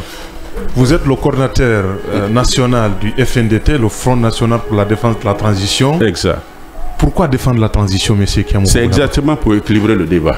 Parce qu'aujourd'hui, imaginez toute la presse, chacun, pour montrer que ces militaires ne vaut rien et ils doivent partir, ils sont venus par les armes. Et hier, ce qui s'est passé à le CNDD, c'était ça. Il n'y avait pas une organisation parce que nous ne font pas un mouvement de soutien. C'est ce que les gens oublient. Nous sommes au moins de défendre la transition. C'est-à-dire le contenu de la transition contre tous les détracteurs et ceux qui veulent que la transition ne réussisse pas. Ah, donc il y en a ceux qui ne veulent pas. Absolument, parce que si quelqu'un demandait d'aller aux élections dans 6 mois et d'aller alors qu'ils ne veulent pas que la CRIE fonctionne et avec tout ce qui se passe et ils ne veulent pas qu'on réalise les projets prioritaires qu'ils n'ont pas pu résoudre pendant 11 ans ou 22 ans, ainsi de suite, parce que tout le monde a dit ici qu'il va faire chemin de fer Cancan, qu'on a créé Bamako. Tout le monde, ils ont dit Air Guinée, ils sont passés, combien d'années nous avons passé? Vous faites allusion à qui? Nous n'avons pas pu. Vous faites allusion à qui? À ceux qui ont gouverné avant le 5 septembre. Nous n'avons pas pu parce qu'on était divisés entre deux communautés, entre deux partis. Personne ne pensait à la Guinée. Mais aujourd'hui, aucun parti n'est au pouvoir. Donc nous avons la chance de trouver un consensus autour des militaires qui c'est une organisation transversale. Et les militaires ne sont pas un parti politique, ils sont dans les sous-préfectures aujourd'hui, au niveau des préfectures et des gouvernorats et à la présidence. Aujourd'hui, c'est l'armée qui nous gouverne, ils nous assurent nos sécurités. Maintenant, nous pouvons, avec eux, faire un pacte très clair avec un agenda précis et avec ça, nous pouvons résoudre les problèmes que les politiques n'ont pas pu résoudre avant de faire le transfert du pouvoir aux civils. C'est ce que nous nous demandons. Parce que nous, c'est le contenu qui nous intéresse. Alors qu'il y a d'autres, ils veulent juste venir au pouvoir. Et là, dans ce cas, c'est complètement différent. La transition a besoin de ce groupe de citoyens qui vont défendre et montrer à la face du monde que ce que l'autre camp dit, c'est pas forcément la vérité. Et là, la population seront face à un équilibre d'informations. 2 ans déjà, aucune visibilité ni de lisibilité. Est-ce que derrière ne se cache pas une autre intention de la transition? En 2 ans, nous avons une visibilité claire à partir de nos routes, parce que chacun mange dans l'assiette du CNRD aujourd'hui. Même si d'autres sont dégradés aujourd'hui. Excusez-nous, chacun mange dans l'assiette du CNRD aujourd'hui. Chaque fois que chacun traverse le pont de kilomètre 36, l'échangeur au Kabélé, donc chaque fois que nos routes nous passons là, nous voyons. Nous voyons que nous avons retraité une bonne partie de ceux qui ne voulaient pas partir à la retraite au niveau de l'administration publique, de l'administration militaire. Ça, c'est un fait. Aujourd'hui, ce qui fait qu'on a une administration jeune, vous avez un premier ministre jeune, un président de l'Assemblée jeune, un président jeune, et vous avez un président du CNT. S'il vous plaît. Un président du Parlement transitoire jeune, et vous avez des ministres jeunes, et aussi à l'ouverture. Maintenant, nous sommes en train de travailler pour que nous puissions doter le pays d'un vrai plan Marshall pour pouvoir créer des entreprises ou inciter des investissements étrangers pour avoir des entreprises à haute intensité de main-d'œuvre. Parce qu'à la date d'aujourd'hui, depuis 1984, nous avons choisi de privatiser les entreprises et de concentrer l'État, de focaliser l'État sur sa mission. Donc, mais le privé n'a pas pu absorber. Donc, à part la CBG, je continue de dire, et FRIA, nous n'avons jamais eu, depuis 1984, des entreprises qui ont créé plus de 4 000, 5 000 emplois en un tenant. Or, depuis 1984, chaque année, nous formons des promotions. Aujourd'hui, c'est pas moins de 10 000, 15 000 promotions qui sortent chaque université, chaque école professionnelle par an. Si vous multipliez par le nombre d'années et comparez aux emplois créés dans le secteur privé, il n'y en a pas. Et donc, forcément, tout le monde court vers l'État. Ce qui fait qu'aujourd'hui, mototaxi, commerçants ambulants, d'autres sont pratiquement le côté enseignant, recrutement dans l'armée. Vous voyez des jeunes, chacun cherche. L'État est devenu la vache laitière parce que c'est la seule source. Les gens sont même prêts à vendre leur maison pour aller à la fonction publique. Parce que tout simplement, le secteur privé n'a pas pu créer des emplois qu'il faut à haute intensité de main-d'œuvre pour absorber le chômage. Ça, c'est aujourd'hui ce qui préoccupe le colonel et toute l'armée. Et on est à quel niveau? Mais à ce niveau, je crois qu'il a dit clair. Si nous sommes capables, par exemple, de transformer 50% de nos bauxite qu'il est en train de demander aux sociétés, une seule société une allumerie va créer plus de 10 000, 15 000 emplois d'un tenant. Vous avez Simandou aujourd'hui. Si on arrive à continuer jusqu'à arriver au niveau de l'acierie, donc nous allons créer des milliers d'emplois. Si aujourd'hui nous arrivons à créer le chemin de fer Conakry-Cancan, si nous arrivons à créer Air Guinée, nous créons Guinoma, et nous arrivons à créer des agroports de type Sogipa en Haute-Guinée, en Moyenne-Guinée, au Fouta, parce qu'il y a ces possibilités, mais nous serons à la recherche d'emplois dans la sous-région. C'est de ça il s'agit. Justement, voilà, c'est pourquoi nous avons besoin d'un plan économique, d'une priorité, et pour clairement être d'accord que ça, il faut qu'on réalise cela et lever les fonds.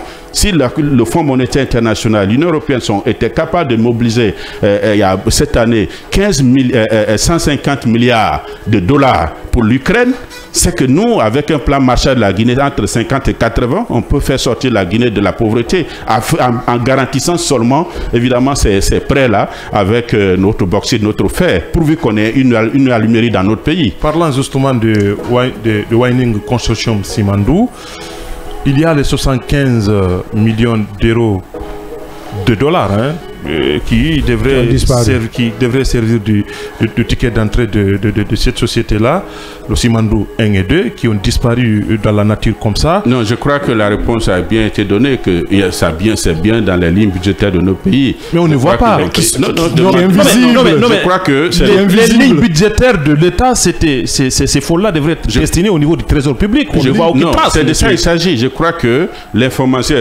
allez demander l'information, il y a une communication officielle du ministre de MATD. Le MATD, évidemment, même ministre de l'économie et des finances, demander, et c'est le travail des journalistes d'aller à la oui, il y a eu cette réponse, voilà. Mais les journalistes sont allés au-delà de la réponse pour aller chercher l'évidence. Mais les portes sont fermées. On a un jeudi d'enquête ici, mais jamais ces ministres-là sont c'est pour ça, c'est ça qui doit préoccuper la classe politique et les journalistes. C'est-à-dire aujourd'hui, ce sont des questions telles que je suis très heureux qu'on ait passé beaucoup de temps sur l'affaire des 5 000 milliards qui a été la première fois que notre pays puisse lever de tels fonds au niveau local, que de passer tout le temps sur des invectives politiques. Ça, c'est de ça il s'agit. Si aujourd'hui nous sommes focalisés économie, nous allons vérifier en profondeur si cette somme est bien rentrée dans les comptes, parce que si un ministre fait une déclaration, c'est considéré être vrai.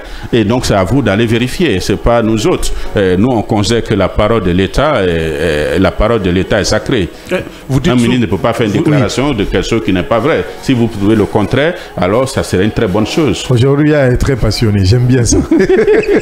De l'ANAD au FNDT, qu'est-ce qui n'a pas marché? Non, tout a marché bien parce que nous nous sommes battus de la troisième dynamique FNDC jusqu'au niveau ANAD contre le troisième mandat pour vraiment... De l'UNAD à l'ANAD. Oui, j'ai dit bien d'abord troisième dynamique 2000 parce qu'on avait déjà commencé ça en 2018, l'UNAD, FNDC, l'UNAD, puis l'ANAD. Pour lutter contre le troisième mandat, évidemment, nous n'avons pas pu.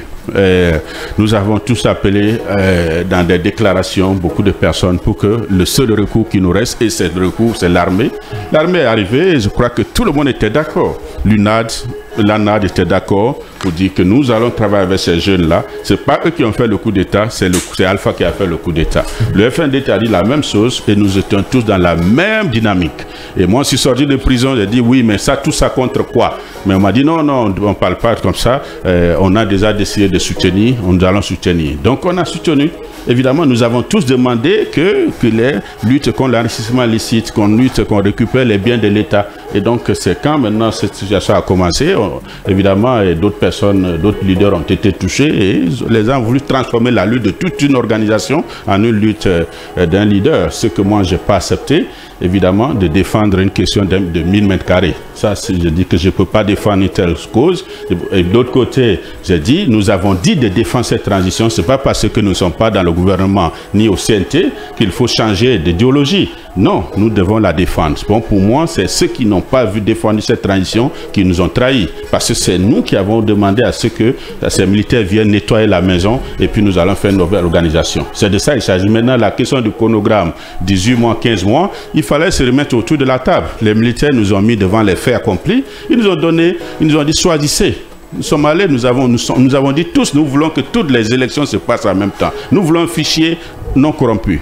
Et finalement, on ne veut pas se mettre autour de la table pour négocier, on quitte le pays. Et alors, qu'est-ce que c'est ma faute? Notre faute aujourd'hui, c'est d'avoir accepté, évidemment, de défendre la transition. C'est ce que les gens nous reprochent. Mais plutôt, nous devons les reprocher pourquoi ils ne défendent pas cette transition qu'eux-mêmes ils ont demandé. Parce que si quelqu'un doit être dans l'opposition aujourd'hui, reconnaissons que ça peut être que le RPG, que Alpha Condé et ses hommes, mais pas ceux qui ont lutté pour que cette junte arrive au pouvoir, pour corriger nos désaccords. Et donc, pour vous, tout ce qui a changé au niveau de vos anciens collègues, c'est parce qu'il y a certains d'entre eux qui ont été visés par la CRIEF et que certains n'ont pas compris. Il y a eu ça, il y a d'autres aussi qui sont frustrés parce que, évidemment, le gouvernement n'a pas été ouvert à un gouvernement national. Le CRT. Vous faites allusion à qui? Non, je pense qu'il y a beaucoup de frustration. D'autres aussi pensent que, évidemment, cette transition devait être courte. Ils pensaient que la transition se résume à l'élection. Voilà les groupes de frustration. Et nous pensons que cette transition, c'est pour résoudre des problèmes qu'on n'a pas pu résoudre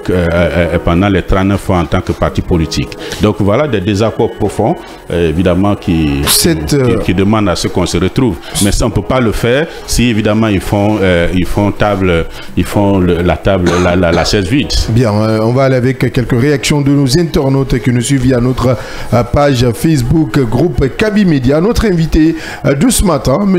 Kiamou Bogola Haba, il est coordinateur du FNDT. Avec lui, nous parlons des sujets d'actualité, des sujets brûlants de l'actualité nationale et pourquoi pas internationale. Abdoulaye Djibril Diallo qui nous écrit: bonsoir mon cher Omo Abdallah Kamara, bonjour à vos collègues journalistes, particulièrement à Akila, journaliste du bas peuple. Franchement, je voulais continuer à vous écouter, mais votre invité, on va éviter les propos discourtois, ce n'est pas bien. Bonjour le talker et au peuple, les talkers et au peuple de Guinée, Excellence. Tout mon soutien à la presse privée guinéenne, particulièrement à nous Baldé. Suite à la répression contre les valeureux journalistes du bas peuple, disait à votre invité qu'une... on va éviter. Boubacar Souholo depuis Dakar. Ba BW Abdoulaye. Salut Kaby Média. J'adresse ma salutation à mon cher Aikila Ali Badara, l'ambassadeur de l'AC. Je vous souhaite bonne émission. Oh sacré Bogola, le pays est très mal barré. Vous le savez bien, qui que ce soit. Bien plus que qui que ce soit. Je ne sais pas qu'est-ce qu'il veut dire à notre invité de ce matin, M. Kiamou Bogola Haba. Monsieur Haba, à vous écouter tout à l'heure, c'est comme si vous souhaitez un glissement. Vous le dites ouvertement. Si vous parlez de rediscuter, je sais pas comment le terme. Rediscuter les termes. Merci de prêter le mot. Révisiter les termes et autres. Vous estimez, est-ce que vous faites allusion à un glissement? Non, je veux dire que si nous nous retrouvons, d'abord il y a deux choses. Même les 24 mois ne sont pas consensuels parce que une bonne partie de la classe politique disent qu'ils ne sont pas d'accord, ils sont à l'étranger, ils n'ont pas participé. C'est-à-dire la Troïka, ce que nous appelons, nous, la Troïka. D'abord, même si aujourd'hui nous avons une élection ici et que aujourd'hui l'élection se passe dans toute la transparence, ils vont nous dire que c'est pas bon. Deuxièmement, nous disons qu'aujourd'hui, la priorité des priorités n'est pas que l'élection. Nous avons besoin d'argent pour pouvoir faire les infrastructures. Nous voulons un agenda économique. Donc, ça veut dire que forcément, nous allons rediscuter. Dans la rediscussion, le chronogramme fait partie. Parce que c'est de ça qu'il s'agit. Le colonel, il s'est engagé à ne pas être candidat, mais il ne s'est jamais, engagé sur 24 mois. C'est la Guinée, la CEDEAO, dans un accord dynamique. Et cet accord étant dynamique, il faut qu'on se retrouve. C'est ça aussi. Les journalistes, c'est quand même important de lire bien cet accord. C'est-à-dire bien accord dynamique, mais personne ne veut parler de côté dynamisme de l'accord. C'est de ça qu'il s'agit. Mais c'est Kiamou Bogola, le CNRD avec la CEDEAO était d'accord sur un chronogramme de 24 mois, je crois. Dynamique, accord dynamique. Accord dynamique. Oui, voilà. Donc selon vous, alors un glissement est nécessaire. C'est d'accord, c'est étant dynamique, c'est le moment où nous appelons à ce que... Un glissement est nécessaire. Nous appelons à ce qu'on se retrouve parce que les priorités de politique qu'on a mis là-bas, aujourd'hui, nous avons besoin de fonds. Mais on a du mal à vous comprendre. Nous avons besoin de fonds, par exemple. Excuse-moi. Nous avons besoin de 6 000 milliards pour ça. Personne n'en parle. En 2010, nous étions face à la même facture. Ils nous ont dit non, écoute, la Guinée, écoutez, allez aux élections, après le président qui sera élu va mettre sur référendum. On a passé la facture, on a laissé. On a accumulé. Le même fichier nous continue à nous diviser pendant 11 ans. La même constitution, celui qui a été élu dit, c'est du papier. Alors, donc, finalement, les élections législatives qui devaient être organisées, il a organisé 3 ans plus tard. Les élections communales, il a organisé 8 ans plus tard.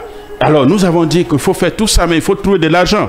Mais personne ne veut. Au moment où nous nous battons pour la Guinée, mais la première partie, les 15-20%, les 100 premiers millions de dollars, évidemment, la communauté internationale ne fait rien. Et nous ne pouvons pas prendre l'argent qu'il faut pour les routes parce que les routes sont coupées, parce que les écoles ne sont pas... Tout le problème, vous connaissez le quotidien, pour mettre dans les élections. Il y a tout ça. C'est pourquoi nous demandons que l'accord est tant dynamique, que toutes les parties se mettent en disposition de rediscussion. C'est de ça que nous parlons. Parce que quand même, on ne peut pas laisser comme ça, on fait semblant comme si tout va bien et que tout le monde est d'accord et que, alors que personne ne met la main dans la poche et l'effort n'est pas en train d'être fait au niveau national, au moment où nous on réclame, d'autres sont à l'étranger en train de dire ne donnez pas, qu'est-ce que vous voulez? Monsieur Haba, est-ce qu'un glissement le glissement devient, je dis, autour de la table, nous allons évaluer. Nous évaluons tous ensemble. S'il te plaît, esquiver la question, on ne le comprend pas. Nous voulons savoir, chez vous, est-ce qu'un glissement de calendrier est possible? J'ai dit, tout est à rediscuter, oui ou non, y compris le chronogramme. Oui ou non, un glissement de calendrier est possible? Non, quand nous allons nous retrouver, j'ai dit, l'ensemble ne peut pas décider à la place des autres. Vous appelez à un dialogue et vous décidez à leur place. Vous ne pouvez pas appeler les gens autour de d'une discussion rationnelle, universitaire, carte sous table, arithmétique, et puis tu décides à la place des autres. Si je mens ici, on va dire que tu as menti, que tu avais dit ça. Peut-être que c'est 10 ans, 15 ans, 20 ans. Peut-être que c'est 7 ans, peut-être que même c'est possible avant le 24, avant la 30. Je ne peux pas décider. On se retrouve. Il y a des nouveaux éléments qui ne sont pas intégrés. Il y a des nouveaux développements. Il faut intégrer. Il y a une évolution quand même depuis 2022. Depuis 2022, il y a beaucoup d'évolution. Mettons de côté ces opposants. Parlons du FNDT. Oui. Au FNDT, si on vous demandait, est-ce qu'un glissement serait possible? Quelle sera la réponse? Nous disons que le volume de travail que nous avons confié aux militaires au niveau social avec les 45 recommandations, dont les procès en cours qui sont où les gens ne courent pas, du tout, surtout la CRIEF, dont les procès du 28 septembre et le procès de 2007, les procès de Zogota. Parce que si vous lisez quand même, prenez le soin de lire les 45 recommandations qu'on a remis au président, surtout des assises. Mais personne n'en parle. Et ça, en fonction de cela, nous disons, c'est un gros travail. 2, nous avons besoin d'un agenda de 5 méga-projets importants pour lesquels nous pensons que nous pouvons réaliser de manière consensuelle et prioritaire pendant cette transition et qui coûterait quelques milliards de dollars. Et nous pensons que les 10 points de recommandation, nous devons les exécuter. En fonction de ça, nous pensons que ce volume de travail est trop. Maintenant, ça veut dire, à décider, est-ce que les Guinéens veulent boycotter, bâcler? Évidemment, autour de la table, on verra. Parce que la seule conséquence, c'est que si nous bâclons les élections, évidemment, nous allons avoir une crise post-électorale plus longue. Et donc, mieux vaut dans ce cas résoudre durablement le problème que de créer une situation. Regarde la Sierra Leone ici, qui n'avait même pas les mêmes situations, mais aujourd'hui, c'est la CEDEAO et l'UA qui se trouvent à Freetown pour discuter de comment faire gérer une crise post-électorale. Vous voulez toujours qu'on continue à gérer des crises post-électorales? Je pense que non. Cette question, puisqu'on va vous mettre dans cette petite rubrique, et si vous étiez à la place de Seloudel Ndiallo et que vous avez perdu votre domicile pendant que le dossier est pendant devant la justice, quelle allait être votre réaction? Et je dis bien, si vous étiez. Je suis guinéen. J'allais d'abord rester là. Je ne quitte pas la Guinée à cause de ça. Ça, c'est notre point. On ne meurt pas 2 fois. On décide de servir son pays pour le pire et pour le bien et pour le bonheur. Donc, aujourd'hui, si j'étais à sa place, j'allais être en Guinée. Comme Gbagbo a été en Côte d'Ivoire pendant des moments difficiles, comme nous sommes là. Parce que de toute façon, moi, depuis que je suis rentré en Guinée, je suis là. La prison est venue nous voir, nous sommes là. Nous défendons la transition, les critiques, les insultes, la famille, tout le monde insulte qui il veut. Mais nous sommes là, nous défendons parce que nous pensons que notre pays nous a donné de l'éducation gratuitement. Et ce qui restera, moi, ce ne sont pas les immeubles que j'ai construits ou qu'il a construits que les gens vont se rappeler. Ils vont se rappeler de la lutte que j'ai menée. Parce que personne ne se rappelle pas des immeubles de Sékou Touré, ni de De Gaulle, ni de Abraham Lincoln de Washington. On se rappelle seulement de ce qu'ils ont réalisé pour leur pays. C'est de ça qu'il s'agit. Pour moi, ils doivent rentrer et qu'on fait face à la situation et autour de la table. C'est de ça qu'il s'agit, quels que soient les préjugés. On ne peut pas fuir son pays à cause d'une affaire de 100 mètres carrés, de 1000 mètres carrés, ou à cause d'une convocation devant la justice. C'est comme si aujourd'hui, avec ce qui se passe là, tous ces jeunes journalistes-là, chacun quitte ici pour aller maintenant demander l'exil. Non, c'est pas ça. Il faut plutôt qu'on poursuive la lutte qu'on a commencée. Donc pour vous, c'est une démission de sa part? Pour moi, sa place est ici en Guinée et faire face à la réalité. Si évidemment... avec toutes les incertitudes. Hein. J'ai dit, c'est mon pays. Ouais. Vous pensez que... Ils ont arrêté nos amis. Ils ont arrêté nos amis en décembre. Ils ont arrêté nos amis en décembre 2020. Mais moi, j'étais recherché pendant 8 mois. J'étais là, moto, taxi, tricycle, bonbonna, on était dans tout ça. Ils m'ont arrêté le 14 heures, le jour où il y avait la manifestation. Et après, nous sommes partis, nous sommes sortis. Ces journalistes ils ont pris le courage d'aller hier porter haut la question de Guinée Matin, même si nous les disons tout, mais après tout, ils vont faire face à la justice, mais au moins leur message est passé. C'est de ça qu'il s'agit. Moi, je pense qu'un leader politique ne démissionne pas. On fait face à la réalité. Je ne dis pas qu'il a démissionné, mais tous ceux qui sont à l'étranger pour dire qu'ils sont menacés de l'intérieur, je pense que ce n'est pas le cas. Venez autour de la table, nous allons discuter cas sous table, c'est ce que nous les appelons. Nous les avons appelés parce que quand nous étions sortis de prison, beaucoup étaient encore à l'étranger. On les a appelés, ils sont revenus. Maintenant, ils sont repartis. Il faut qu'ils reviennent et qu'on discute autour de la table de la redéfinition des termes de la transition. L'IFDG, le RPG, vous l'avez rappelé ici, ce sont des partis communautaires dont il faut absolument dissoudre. Est-ce que vous maintenez notre proposition a été de dissoudre tous les partis politiques. Et ça, nous tenons encore à ça. Est-ce que vous confirmez que c'est des partis communautaires qui menacent la cohésion sociale? Vous l'avez dit, je reviens, j'ai dit qu'aujourd'hui, plus de 200 partis, on n'en a pas besoin. On parle là de l'UFDG. On va l'écouter. Écoutez, je serai par rapport à l'UFDG au RPG. Il faut écouter l'invité. Il y a une question quand même. On parle de l'UFDG. J'ai demandé de dissoudre. Nous avons demandé de dissoudre tous les partis politiques et que notre pays puisse pouvoir créer 2 ou 3 partis qui sont des partis transversaux. Parce qu'aujourd'hui, créer un parti et depuis 92, le développer dans une communauté aujourd'hui fait que les affrontements communautaires entre 2009 et maintenant, c'était plus la démocratie. On était entre les élections, c'était des recensements de communautés. Et la nouvelle constitution doit nous permettre de résoudre ce problème. Et dans ce cas, notre souhait serait que la nouvelle constitution permet de mettre complètement, de dissoudre tous les partis politiques et qu'on se fait sortir, évidemment, une nouvelle charte des partis politiques. Est-ce que la solution n'était pas de changer complètement le système politique au lieu de dissoudre un parti politique? Mais quand le système politique aujourd'hui, imaginez que notre constitution nous permet de dire, écoutez, qu'on n'aura que 3. Comme les militaires l'ont demandé, comme le FNDT a demandé, comme les religieux l'ont demandé, beaucoup de coordinations l'ont demandé, qu'on dise qu'on réduit le nombre de partis et qu'ensemble, Lansana Conté d'ailleurs avait réussi à le faire ici devant tout le monde. Il a créé son PUP qui était transversal, évidemment a permis de résoudre beaucoup de problèmes et les partis qui sont restés communautaires que dans leur région. Qui sont ces partis? Donc, les résultats des élections nous sont clairs. Le RPG a toujours eu la Haute-Guinée 100% et que personne n'a jamais eu rien là-bas. 99% dans une seule communauté. Vous pensez que c'est normal? Hier, c'était le PRP plus l'UNR qui a donné l'UPR puis l'UFDG. Au Fouta, 99% de chaque élection, c'est normal. Et même là-bas aujourd'hui, dans ces régions, c'est comme c'est un parti unique qui se trouve dans ces 2 régions à l'époque. Et donc, dans ce cas, quelle démocratie cherchons-nous? Donc il faut qu'on retrouve une situation qui nous permet d'être une nation. C'est de ça qu'il s'agit. Et là, aujourd'hui, il y a des méthodes pour devenir une nation, pour pouvoir résoudre ce problème. Et là, pour le faire, nous avons une sens unie, cette transition-là. Et pour profiter de cette transition, pour mettre complètement tous les partis avec leurs antécédents et tout ce qu'ils ont, et créer des partis où il y a l'alternance. Parce que l'autre problème aussi de ces anciens partis, c'est ça, il n'y a pas d'alternance. Un président à vie, à la tête d'un parti, depuis sa création, vous voulez quelle alternance? Au moment où des jeunes gens se lèvent pour dire que, écoute, nous voulons le pouvoir, on les sanctionne, comme on a vu tout dernièrement avec le jeune Suleiman Keïta. Qu'est-ce que vous voulez? Ces partis ne sont pas transformables, sauf et ils veulent. Comment vous voulez dire? Est-ce qu'ils sont-ils capables de s'ouvrir, de permettre que des jeunes arrivent, de permettre que d'autres, des Habak, peuvent devenir candidats de l'UFDG, ou un Diallo peut devenir candidat du RPG et candidat à Kankan ou à Sigiri. C'est possible. Si on arrive à cela, dans ce cas, on peut aller avec le bipartisme.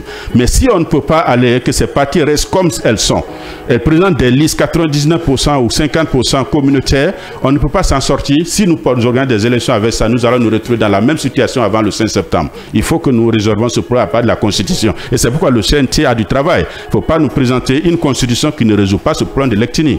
Et vous avez soutenu la thèse selon laquelle c'est des partis communautaristes, il faut les dissoudre, n'est-ce pas? J'ai dit tous les partis politiques aujourd'hui, plus de 200, on n'en a pas besoin. On dissout tout pour que la nouvelle Constitution nous dise quelle est la nouvelle charte pour qu'on puisse avoir maximum 3 partis et que les jeunes vont aller créer des entreprises au lieu de se mettre à créer un marché de partis politiques ici. Les partis se vendaient 100 000, 150 000. Tous ceux qui quittent l'administration, ils se blanchissent, ils prennent l'argent et puis pour se blanchir, ils deviennent leader d'un parti en achetant un parti. C'est devenu un marché. Nous sommes contre ça. Peut-être cette autre question, excusez-moi, hein.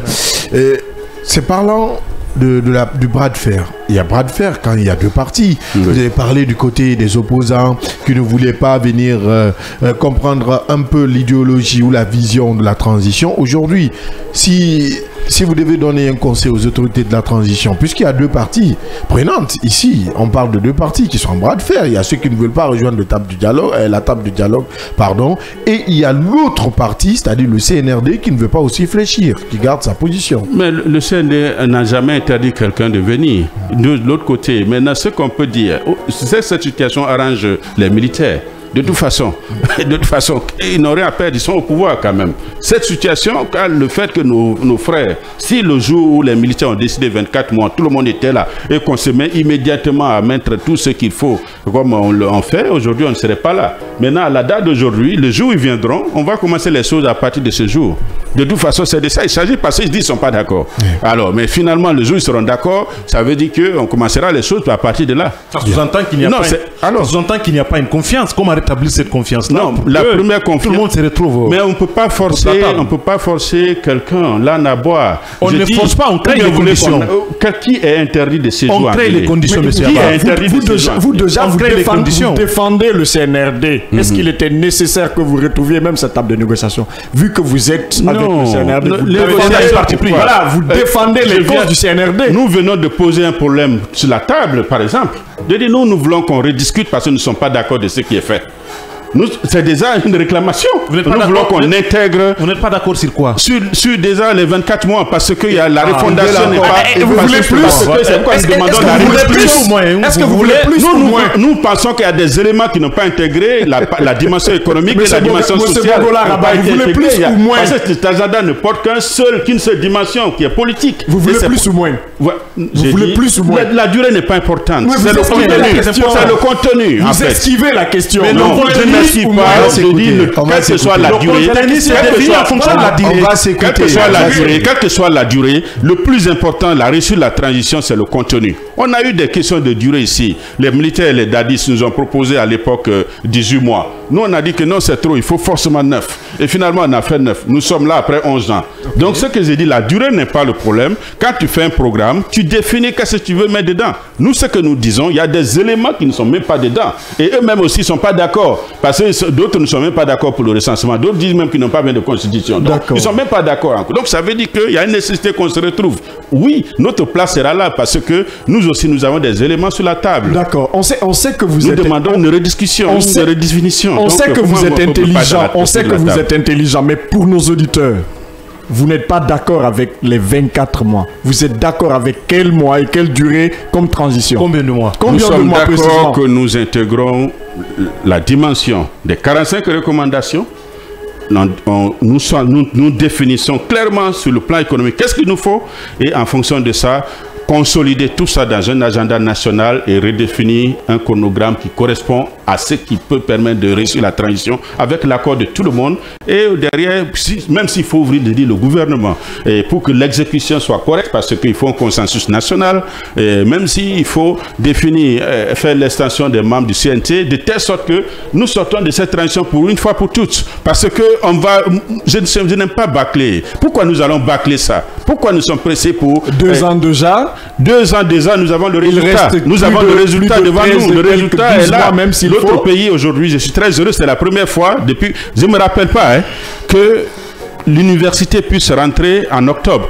Il y a combien d'années on n'arrive pas à respecter ce calendrier? Où l'école primaire rentre et la semaine, tu as l'université qui rentre. Moi, nous, c'est en février que nous sommes partis à l'école, à l'université, quand nous étions là, quand nous devions rentrer à l'université. Il y a des choses qui se normalisent dans notre pays, il faut reconnaître ça. Il y a la dernière question, la dernière, pas une en 2 ni 2 en 3. La dernière. La toute dernière question peut-être non, pas une en 2 ni 2 en 3. Une en 3. Non. Une question. Une toute petite question. Une toute petite question. Merci. L'idée persiste. Elle est en train d'être caressée. Une probable candidature du colonel Mamadi Doumbouya. Et si ça n'est une, vous êtes favorable pour une candidature? Nous ne sommes même pas sur la question de candidature. Nous sommes sur la question du contenu de la transition. Si l'idée se pose, excusez-moi de finir. Si l'idée s'est posée comme au Mali aujourd'hui, parce que, oh non, écoutez, je tire cette idée de vous. Il y a un cadre dynamique de dialogue. Au nom de ce cadre dynamique, puisque ça sous-entend tout seulement, tout peut changer. Et si les choses changent et que cette idée est posée sur la table, est-ce que vous serez favorable pour une candidature? Sur cette question de candidature, j'ai dit, ce n'est pas d'actualité chez nous. On n'a même pas réfléchi à ça. Ce que nous disons, c'est parce que le vrai problème de notre pays, c'est quoi? On ne veut pas identifier les vrais problèmes. Donc si ça se pose, elle sera évaluée avec tout le monde. Mais je crois qu'il y a le président a déjà pris des engagements par rapport à ça. Il a fait des déclarations, mais à nous de voir qu'est-ce qu'on veut. C'est ça. Vraiment, ça dépend de lui. Mais tout de même, c'est l'armée qui est au pouvoir, et cette armée-là, elle a trouvé le CNRD, et le CNRD nous trouvera quelqu'un d'autre. Si Mamadi dit que moi je ne peux plus continuer avec vous parce que évidemment je ne veux pas rester. Donc tout ça, c'est des questions. Monsieur Kéamou Bogola Haba, coordinateur du FNDT. J'ai été clair, Yaya Diallo. Merci d'être passé dans cette émission Le Scanner. Nous sommes taxés par le temps. Il aime trop poser de questions. C'est Yaya. Merci d'être passé dans cette émission. Je vous remercie et je souhaite une réussite à la nouvelle radio. Merci. Et nous pensons que ça serait... Vous allez faire beaucoup bien. Merci vraiment, monsieur Rabat. Vous avez tout notre soutien. Merci. Akila Ali Badara, l'ambassadeur de l'Axe, merci. Merci à tous les auditeurs. Yaya Diallo, demain c'est jeudi d'enquête. Tu as tout ton temps. Demain c'est mercredi. Mercredi. Après demain, on aura jeudi d'enquête. Il arrive. Jeudi d'enquête, tu auras tout ton temps et tu pourras enquêter là-dessus. Merci Yaya Diallo. Merci à l'équipe technique du jour, conduite par Omar Diallo. Idi Ba, à la régie radio, nous a accompagné notre sage Mamadou Diallo. Kande Sanko, l'homme de nuit à la régie télé, l'infatigable Vaba Koivogi, Melika Sita Outaye, Salif Bangoura, Robert Kouroumaya, Assanso, infographie, Traoré, Ibrahim à la production, Alpha Taïboussila, et notre, il est incroyable, notre réalisateur Michel Ouamounou. Merci à vous téléspectateurs, auditeurs, restez en compagnie des programmes du groupe Kavi Média, le média de développement. On se reprend demain, même fréquence, pour d'autres actualités. Au revoir.